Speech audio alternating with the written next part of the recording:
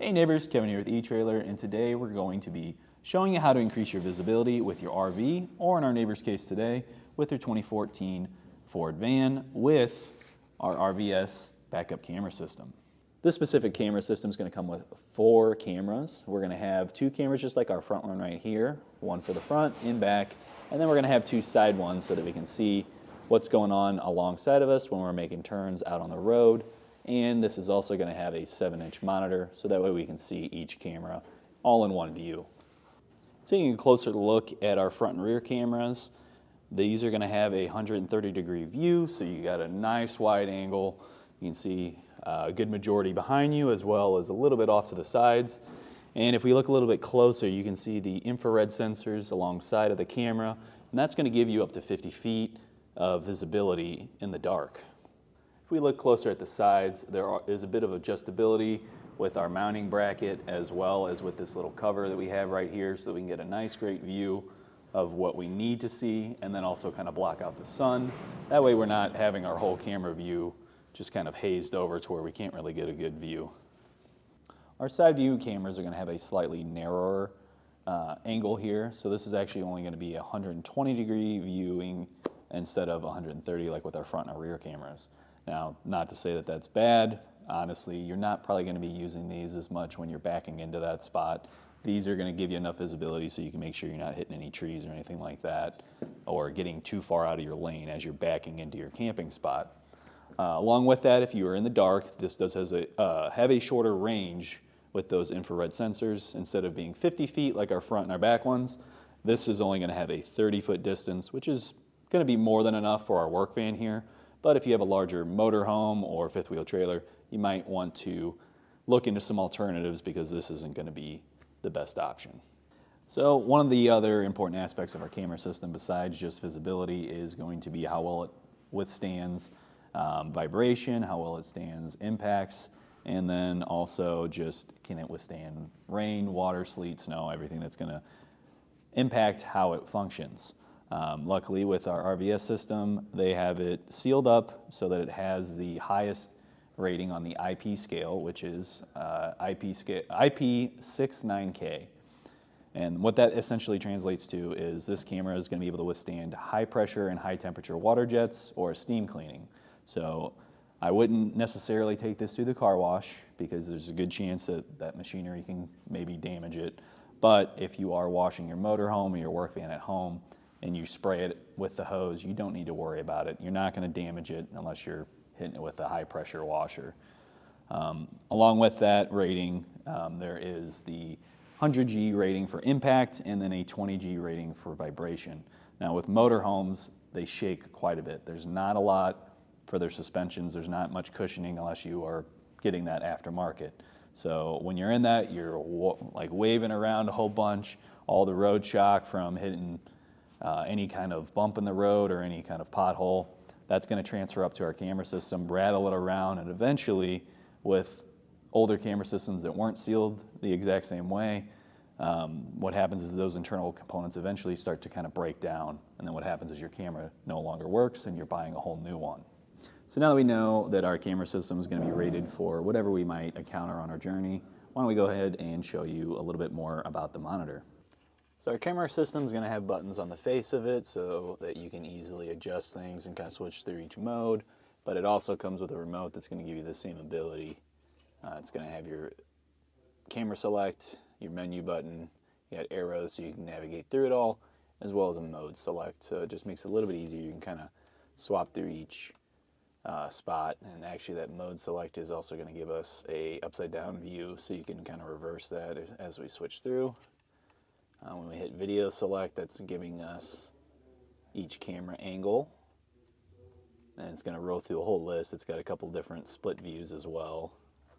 So here we're seeing the back camera and the 2 side cameras. Here we're seeing all 4 with our front one included. Probably won't use that one as much. It's more so for when you're parking, make it easier. When we click on our menu button, It's going to bring up our contrast, our brightness, and saturation so that you can kind of adjust that. But this should do pretty well both in the sun, especially since we have the little covers on our cameras. as well as at night. You can change your language. When you get down to display, that's going to be all those views that you can go through, and you can see we got 1, 2, 3, 4, and then it starts getting into split views.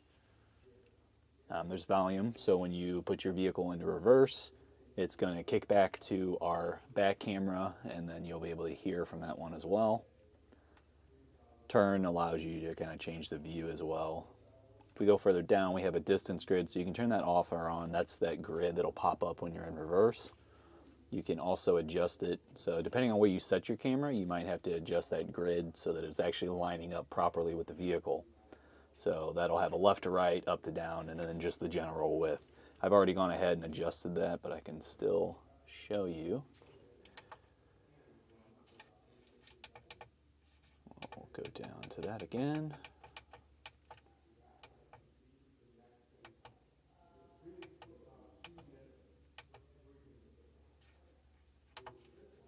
Nope, not that part. We want the grid position, and we'll do up and down because that's what we mostly needed here. So as I start pressing either the up or down, it's going to kind of move that. So you can see we've got the red for right where it's touching the bumper. If I keep pressing up, that's going to keep forcing it away from our bumper. So now we're kind of sitting just past it. So I'll back that back up because we want to make sure that we're not too far away with our grid here. Then we can hit the reverse button to go back. The next thing we have is trigger delay. So whenever you turn your turn signal on, it's going to switch to that camera. You can kind of adjust those settings as needed if that's not exactly how you're wanting it. And then there's also day and night mode. You can kind of adjust those. You're going to need to see it at night to see what's going to be better. And that's also where you could adjust your saturation and contrast and stuff like that and kind of fix things. At the very bottom of the menu is going to be reset.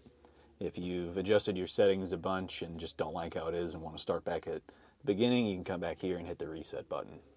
So like with other camera systems, this is going to have to where when you turn on your left turn or you turn on your right turn, it's going to have a trigger wire that switches to those cameras, so that way it gives you a little bit better of a view when you're trying to make those turns. Now when we switch it into reverse, it's going to give us our backup camera, and it's going to pop up that grid, and now we can hear some of the sound coming through there. We've got our lovely assistant Joe at the back of the vehicle now, and we can kind of hear that audio coming through the camera. So if you have somebody helping you back up and maybe the camera system's just not fully enough to see everything, because some of these campsites can be a challenge to back your camper into. So if you got somebody out there helping you, at least be able to hear them. As far as the installation goes, the bulk of it is going to be planning. You really need to spend some time figuring out exactly where you want each of your cameras, how you're going to route your wires. In our case with this van, it was super easy because it's a work van, so the inside walls aren't up. We're just seeing kind of the bare bones of it, and we can easily run our wiring through. You might not find that that's the same for your vehicle. You might have to pull a whole bunch of panels out to get it through. So like I said, planning is going to be the major focus of this install. Everything's pretty much included with this. The only thing you might need is some other brackets, depending on where you're going to put it. With our front camera, we did use a bracket we just had laying around in the shop. You might need to get some spacers, maybe some extra washers to kind of bulk it up to get it to where you need it. Or you might have to build, custom make your own mount just to kind of fit your vehicle, especially if it's an RV. Other than that, we also did pick up some other screws because the side cameras, I wasn't able to get my hand in there and use the nuts and bolts that they provide.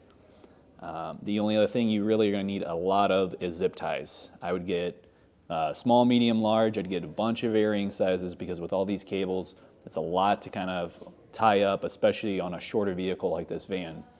So those are going to be super important. You're going to use a ton of them, so I'd pick up a good quantity of them. But with all that said, let's go ahead and show you how we did it. So our neighbor does have a lot of wiring that's already kind of exposed just because this is more of a work van versus like an RV or your personal van.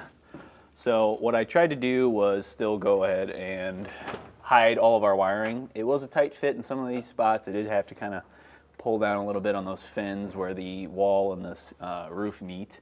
But I was able to get our wiring all the way from our back area, and I've left a bit of slack, and I still can kind of pull a little bit more if I need it, just in case. But I took our longer cable, because this is going to be running all the way from the back up to the front, and I just ran it all the way down to the side, and we'll show you how I got it into the driver's seat. So same thing up at the front. We do have this piece of foam right here. This is just held in with a couple of push pins though. So if yours is too tight to kind of get it in, you can pop those out and then just run the wire. Ours was kind of loose already, so I just kind of snuck it behind it, and then I popped out our trim that goes over our seat belt. For that, just plastic trim panel tool. You just kind of stick it in and just slowly kind of pry out towards the seat. And you can pop it out. You don't need to fully dismantle this because there's enough space inside of this. You can easily hide the wire, just like I did right here. Pull that back down. And as I traced it down, there's going to be another piece of plastic that's separate under that, which also has a seatbelt going through it. Same thing, just kind of pry up a little bit. I kind of just snuck it right down this edge right here because there's a nice open space right behind our gasket. To expose all of this wiring down here in the space that we have, all I had to do was just pop up with this. There's going to be a tab kind of over here, and then 2 tabs just in the bottom of it, and you're just going to, same thing, pry tool, just kind of pop straight up with it, and you're good to pop it right out. Just past that piece of plastic is going to be another piece of trim, which houses our hood latch, and before you take that off, there's this little piece right here. If you just pop that out, you'll be able to pry this out and then kind of turn it a little bit so that you can get that latch to fit through the square. And we'll pop this out just so we have a little bit more space to work with. I'm also going to take out this dash piece right here, but to do so, I'm first going to need to take off our OBD2 sensor port. We'll pop the 2 screws out of there, and we can let that drop and just hang for right now while I pull this out, because the doghouse is also going to need to come out, but there's not enough room for me to get it out right now with this trim pressed against it.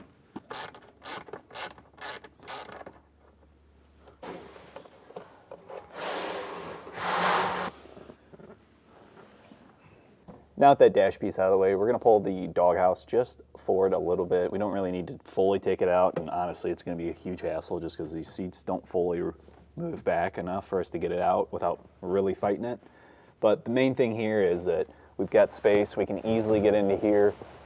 In our dash behind the radio is where we're going to be hiding all of this wiring in the power wire harness.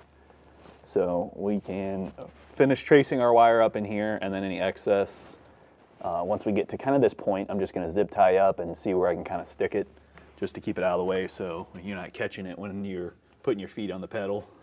To make sure that we're putting our side view cameras in the correct spot, what I've gone and done is just hooked it up to a battery. That way we can actually see what our camera sees. And then I kind of got a few other guys' opinions just because it's a little hard to hold this here and also check.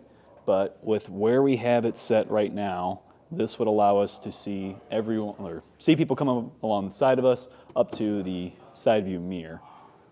Where I have it marked up, we would have our vision come right about here. So if you are within this part back, we can see you on that camera out probably a good 6 to 8 feet as well, kind of angling out more towards the corner here. So we've got plenty of vision, so we know this is a good spot for it. What I've done is just put some painter's tape over it to kind of show that corner right where the edge of my bracket is going to sit. And then on that, I've kind of held up and put another piece of tape so that I can mark out exactly where our wire is going to sit. That way we can drill through our quarter panel here and get it all wired up. What I've done, at least on this fan, is 13 inches back from the edge of our panel here, and then about 4 inches up from this center right here is going to be the top lip of that bracket. And then instead of having to redo this whole thing over on the other side, now I can just take my measurements and just tape it off over there exactly the same way and have these both be uniform. With our template marked up here so we know exactly where our wire is going to have to poke through, we can make sure that we all first have the right camera. So if you look, each of these cameras are going to have a sticker that says up, so that will kind of give you an idea, hey, this needs to go this way, so this is going to be our driver's side, and on the other one you'll know that's your passenger.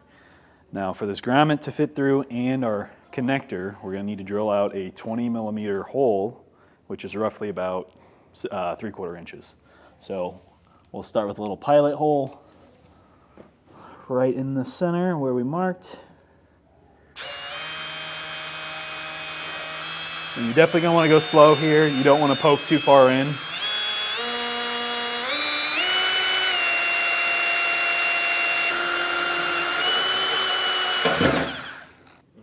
With our pilot hole in place, I'm gonna use a step bit, and I've kind of just went over the spot where I need to stop with a Sharpie just so I can kind of get a better idea.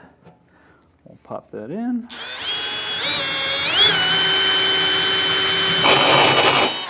All right, we got to our spot where we want to stop, and since this is tapered, it's only really going to be cutting in kind of at an angle, so I'm going to come back with my file and just hand file that all down, and that's going to also kind of give us that little bit extra that we need to hit 20 millimeters. I file that down to smooth any edges, and we can give it a little test fit here with our gasket, make sure it goes in. Perfect, nice and tight, so we don't need to worry that it's going to get loose. We can pull that back out.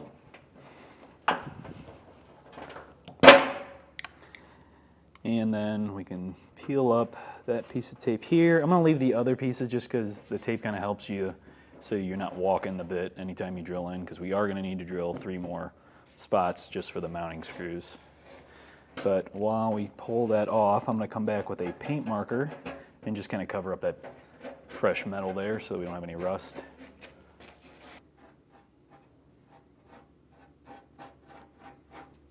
They give you this little gasket here, and that's what you're going to have between the metal of our bracket and the metal on the vehicle. Unfortunately, they don't give you a big enough hole there to fit everything through, so I'm just going to snip one little line down it so that way I can just fold it up and get my cable through. I'll show you that right now. We'll peel off one side and we'll line it up. Push our wiring through, and we want to line that up with our screws.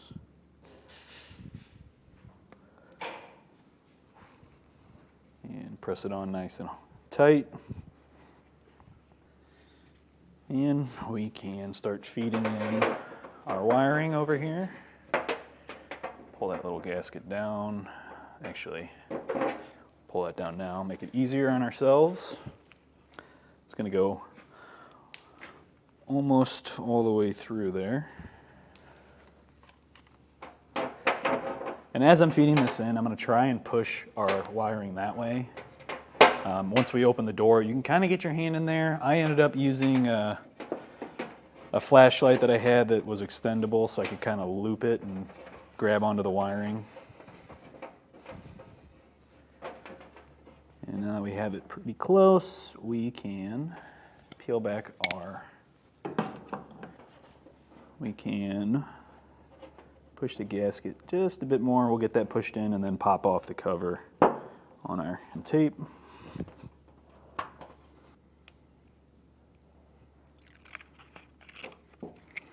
And then as we push our wiring in, we'll get this a lot closer. I am going to have to pull back our tape a bit more. I was going to save that and kind of pre-drill, but we won't be able to really walk the bit with our thing or our camera in place anyway.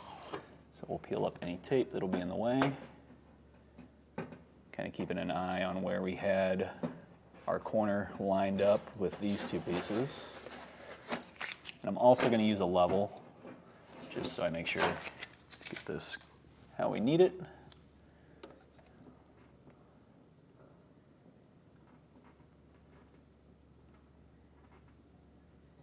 Right about right there. And we can press that on real good so that that gasket really sticks to the wall here. So the hardware they give you is just a standard screw with a nut. I'm not gonna be able to get my hands in the quarter panel here to tighten it on the other side, so I went and just picked up some number 4 by 1/2 inch self-tapping screws, and I'm also going to just kind of drill out a little tiny hole just so I make sure I got this nice and straight. I don't want to take a chance at it kind of walking as I try to put it in. And we'll just go real slow with it.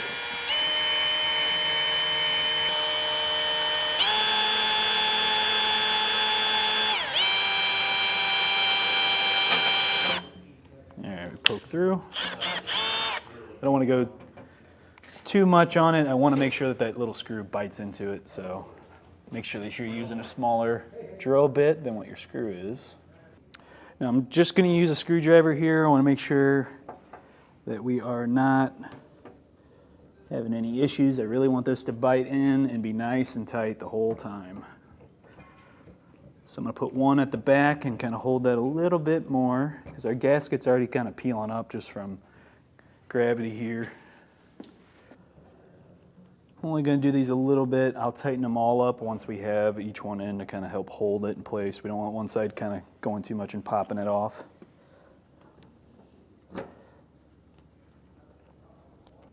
Now that I have all three in, I'm going to go back and tighten each one down.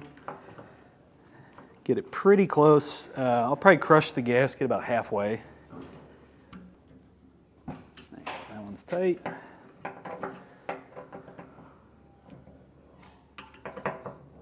Tight, that one's tight.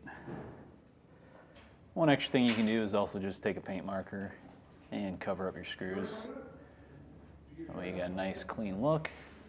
With our wiring in through that quarter panel, we're gonna have it just kind of sit at the bottom right here. And I'm gonna take this little flashlight that I have that's extendable, and I've kind of bent it down just kind of a hook shape so I can grab the end of that wiring.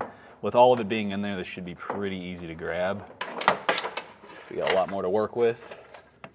And right here, we have a grommet we're going to pop out. You can use a flathead screwdriver or a plastic trim panel tool and just get that right out, and we can push our wiring through. This one's kind of painted on because it was on when they painted the body originally, so you might have to pry a little bit more, kind of scrape it off.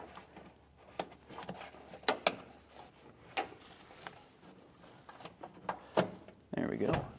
With that grommet, I drilled out the center of it, and then I cut little slits in it so we can pass our wiring through. I'll push that through now. And I'd rather it be a struggle to kind of push through. That way we know it's going to hold tight and not allow any water through, just in case.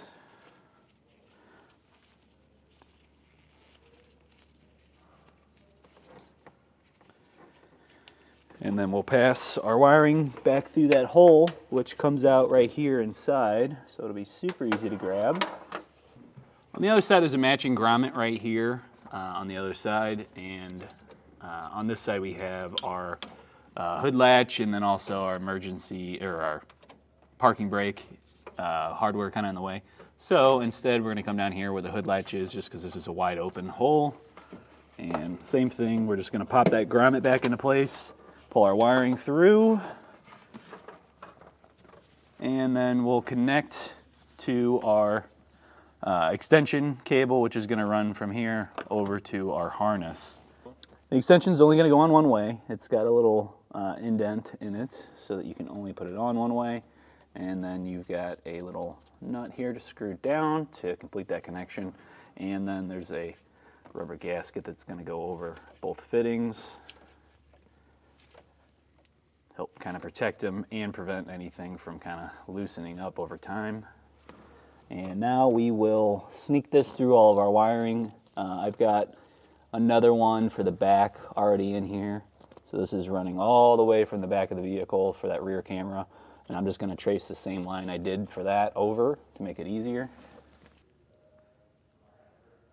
I've got my wiring for our camera run over to the side here, and like I said, I just kind of traced wiring that I already went through for the rear camera. If you kind of keep everything back behind the foot pedals, that's going to be your best bet, and then I kind of have it come up over our harnesses and through this framing here, and then it runs straight over, and over by our doghouse behind the stereo there's a ton of room, so I've got all of it wound up, the excess that we're going to have, and I'm going to tuck it all up in there, and we're going to zip tie all of this out. That way we don't have anything rattling. We don't want anything that's going to be annoying while we're driving around. With the wiring on this side now complete, we can go ahead and just do the same exact thing on the other side. We're just going to pass it right through that little grommet, and it's a little bit easier on the other side just because there's not all the hardware and stuff that you'd have on the driver's side over on that passenger side. So that side should be a little bit quicker for you. Now normally with a backup camera, I like to keep it right in the center just so everything kind of looks right while you're driving around. Unfortunately, we have a third brake light that's right in the way, so we're not going to be able to put that in front of that and block up that brake light. So instead, I'm going to put it on the driver's side, just to the left of that brake light, so that way we're not blocking it, but so we can still get a good view. And I feel like the driver's side's a little bit better for the orientation there, just because you can kind of picture that a little bit better from that point of view, since you're going to also be in the driver's seat. So I've connected our rear camera to our wiring, which is run up front, and then I also hooked up to the monitor so I can kind of see. We decided that this is going to be the best place for it, so I held it up, kind of figured out, I can see the rear bumper, just the edge of it, so now we can know that this is going to be a decent spot for our camera to sit. So put some painter's tape over it and then marked it where we're going to drill out for our mounting screws. Right above that, I also drew up where we are going to run our wiring. I don't want to run the wiring through the bottom of the mount like you've seen on others, just because that grommet's probably going to not have enough thickness to it to go through that plus our roof.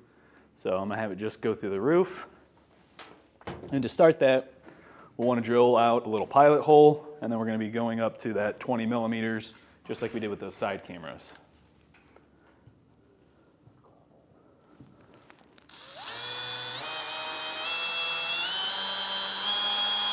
So I'm not going to be able to use the step bit to go the full length that we're going to need, just because it's a little bit too deep, and we're going to start digging into the inner wall that's in here.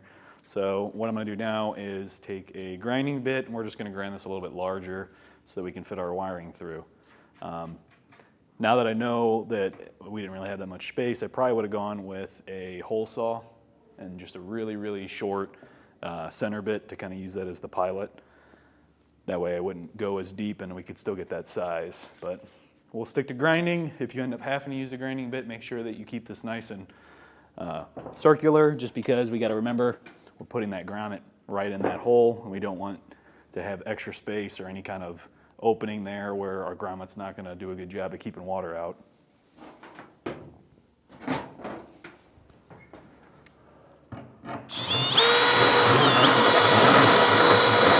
All right, so after a little bit more investigating, I found out that this little second wall that we have inside, not important, we can drill through that as well. So this would be a little bit easier. I did have to kind of sit there and play with it a little bit with the grinder bit and smooth things out, and I also made sure that my wire, which I've already kind of just stuck through to make sure it would fit, isn't going to catch on any burrs or anything like that and then get cut up. I've taken the other mount, and I am going to start our holes right here. I've got it marked on my painter's tape. I'm going to just go right for the center. That way it gives us a little bit of room to kind of adjust back and forth if we need to. And they give you nuts and bolts for this, but with our application, we're not going to be able to use those. So I've got some self-tapping screws here, and we'll get those popped through here and hold our mount in place. I'm just going to kind of pre-drill this a bit. I want to get just the hole started, and then I'm going to back the screw back off. So I'm going to have to remove our tape. So we'll just go.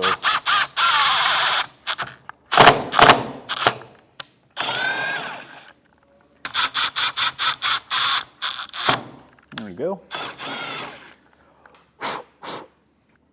Peel back our tape. With our holes drilled out, I'm going to take some butyl tape. I'm going to press that onto the bottom of our bracket. And butyl tape is going to help form a nice seal through those threads of the screw that we're putting through. And it's also going to help us kind of help stick that on there.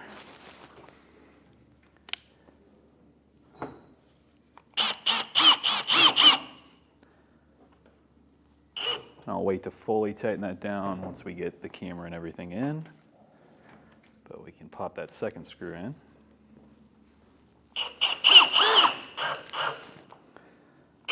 And as you start to tighten down, you're going to see that butyl tape start pushing up out of here. It's perfectly fine. That's exactly what we want. That way we get a nice seal. We don't want any water leaking into our roof. One thing I did forget to mention, I did take a paint marker. I used a black one so you can kind of see it a little bit too, just on that exposed metal from us cutting through the roof. We don't want that to start rusting out or anything. But leading from there, we can kind of pull our wiring in just a little bit more and start mounting up our camera. Now this also comes with a little guard that goes over the top, and that kind of helps deflect the sun so it's not right in your camera's view. You'll have a bunch of screws that are going to come with a little knurl on the side of it so you can grip it, and it'll be a very, very, very tiny Allen key to tighten it up. But those are also going to have a split lock washer and a regular washer. On the side of our camera, there's going to be 3 different mounts. I'm going to be putting it in the bottom for our actual mount itself. For the cover, I'm going to put that up one. Now with this, you will have to kind of line it up. You can't really put the center and center on there and try and get that screw through. It's just not long enough. So what I did was I have the mount center right in the bottom portion here where I can adjust this, and then I was screwing in above that. So I still am able to adjust this back and forth, adjust the camera back and forth, but I can have both in there. So we'll start by getting our camera mounted up a little bit. We'll pop that over. This is going to be a little bit of a challenge, getting it just fully mounted right and everything lined up. There's one of them. We'll tighten that down, and we're just going to do this hand tight for right now. We will come back and adjust this once we have our monitor in place. And I'll do the same thing over here.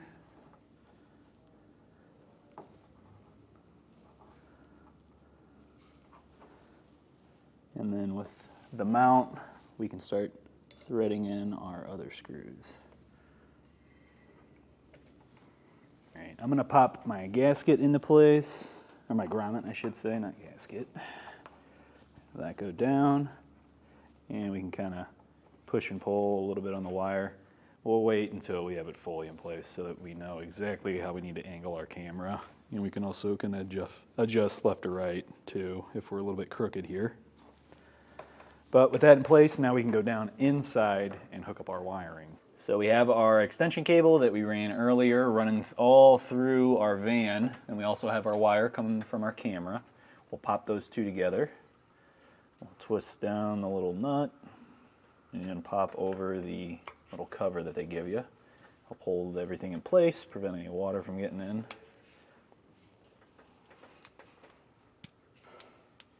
And then we're just going to tuck this right back up into our ceiling here.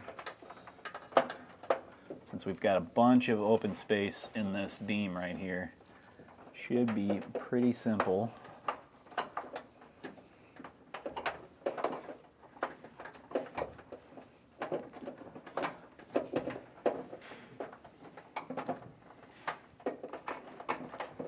Now that I got all my wiring tucked in, I can put my third brake light back in and our little dome light that we had on the inside and just kind of clean this area up. Once all that's good, we can go up to the front and we'll check our camera's angle and adjust as needed. To give you a little bit of an overview of how we ran our cable, this is where we're going to mount up that front camera. And if you look down right here, we have a transmission cooler line that's going to run right back to the frame rail. So I've zip tied it to that, and I've traced it just right up to that frame rail. I followed that line over to this point, and then I brought it up onto the frame rail. And then behind here, behind our mount for our suspension, there are some other lines, and I just kind of followed those as well, zip tying it to it until we get to right here. As we go along, this is going to come back, and then I've kind of dropped it down past this point right here. It's going to come down, and there's some supports right here for this little spot where you can step into when you're getting into the vehicle. I went behind those, and then there's a grommet that's in the bottom of that. So up here, the grommet was actually missing, so I couldn't just kind of pull it through there. The edge of the metal there was a little sharp, so I didn't want to have anything sit there and kind of rub. So I left this a little bit looser just right here.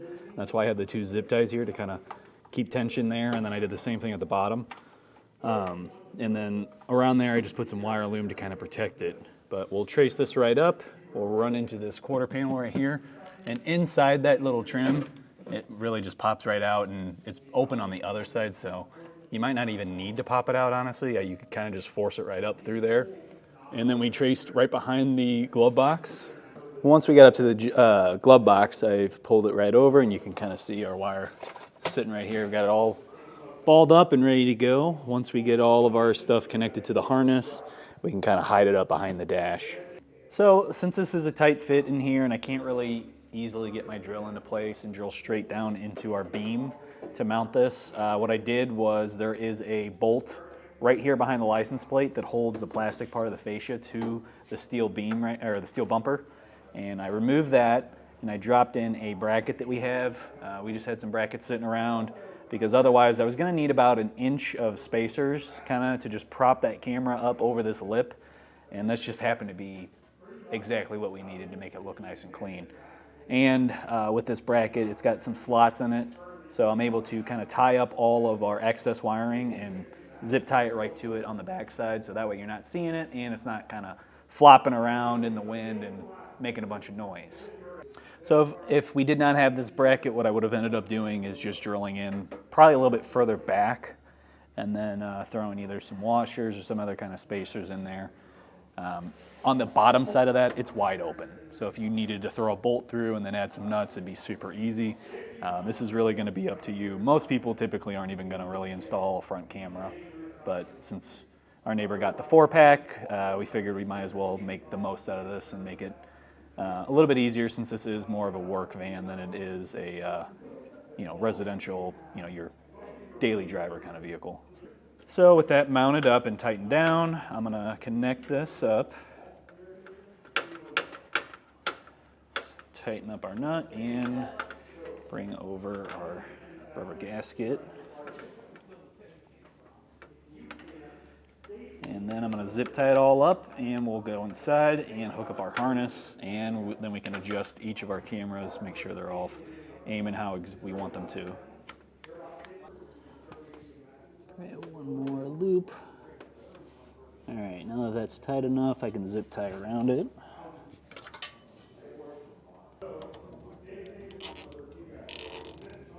So with our harness, we're going to have a few more wires that we need to run. We'll have our connectors for all of our cameras, but then you're also going to have a power and ground that you're going to need to run to the battery.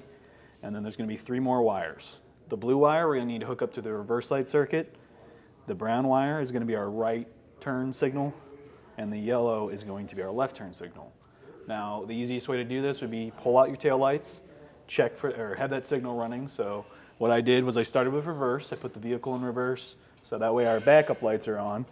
And I checked which wire at the tail light is getting power. And then when I came up to our wire harness right here at the driver's side where all of it comes up into the dash, I found that same wire and I double checked it with our tester.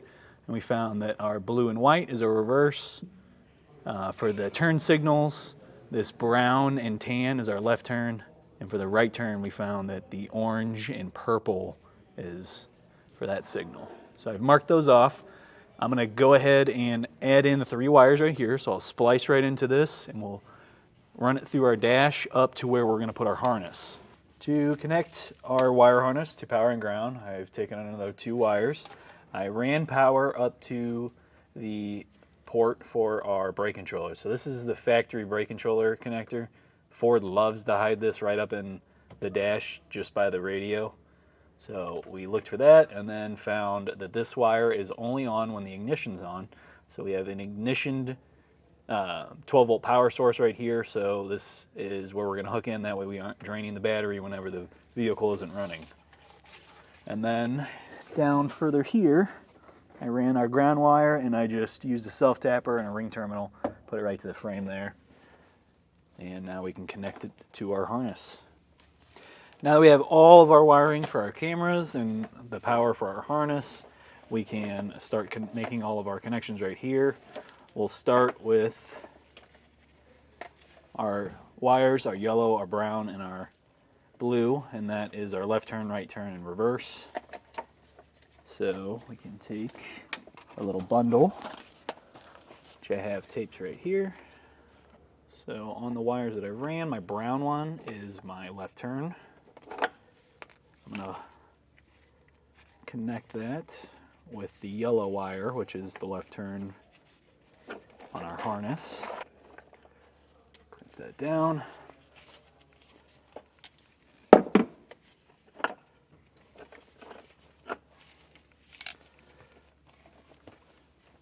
The green wire is my right turn, and right turn on our harness is going to be the brown wire.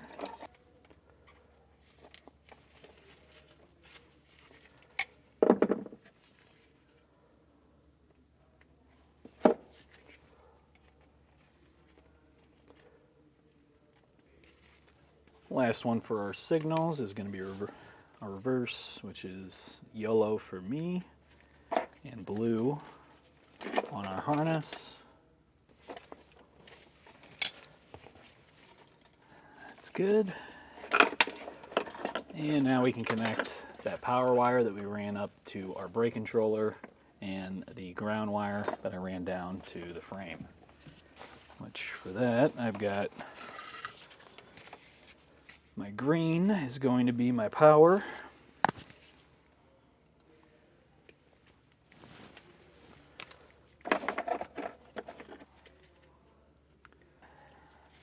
Put our red in there for our power. And this already has a fuse in it. It's a 3-amp fuse. Wouldn't hurt to have some backups in your vehicle just in case. And brown, or black, is going to be our ground. Connect to my ground here. And actually, I'm going to cut a little bit off of this because we don't need that much length.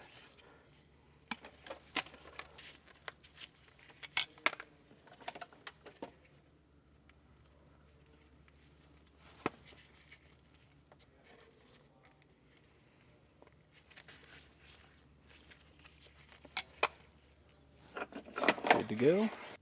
With all our wiring in place, we can hook up our cameras. We've got a blue, a black, a yellow, and a brown. The blue is going to be for our rear camera. The black's going to be for the front camera. Yellow is going to be for left, and brown is going to be for right. I've already labeled all of my wiring here, so we can make that adjustment real easy.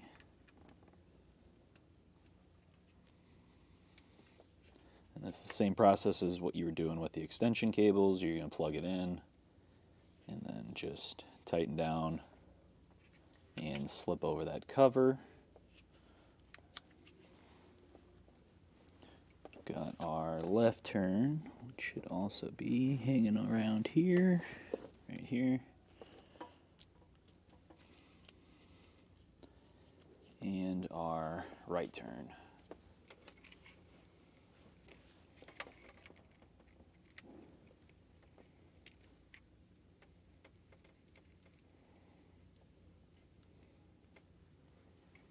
With all our connections made, we can kind of bundle all this up back behind the dash and hide it.